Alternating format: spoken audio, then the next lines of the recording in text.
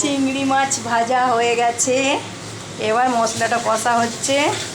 আদা, রসুন, পেঁয়াজ, কাঁচা লঙ্কা, টমেটো, টক দই আর পরিমাণ মতো নুন, হলুদ দেওয়া হয়ে গেছে, চিনি একটু, হ্যাঁ পরিমাণ মতো চিনি।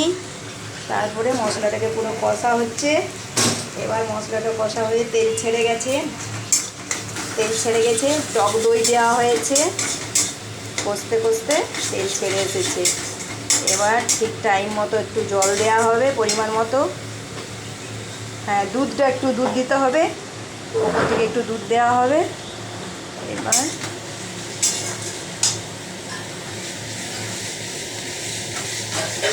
মশলাটা এখনো কষা হয়নি।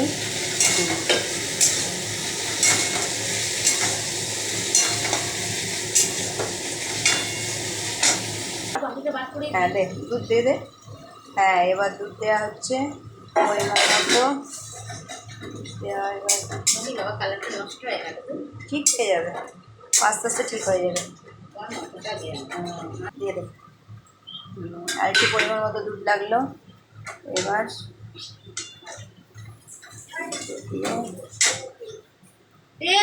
জোর করছো কেন? কেটে যাবে না, ফাটবে না, করলে কালারটা কেটে যাবে তো দেওয়ার সময় দুধ দাঁড়া। হ্যাঁ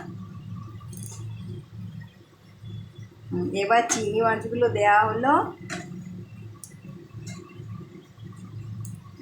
একটু থালাটা দিয়ে ধুয়ে একটু হালকা জল দিয়ে দে। চিংড়ি মাছটা দেওয়া একটুখানি ফুটে এলে মাছ আমার হয়ে গেল চিংড়ি মাছের মালাইকারি রেডি। রেডি। এগুলো মাছ দিয়ে শুধু মধ্যে চাপা দিতে হবে, ডবল ডবল বাসন চাপা দিলাম। এরপর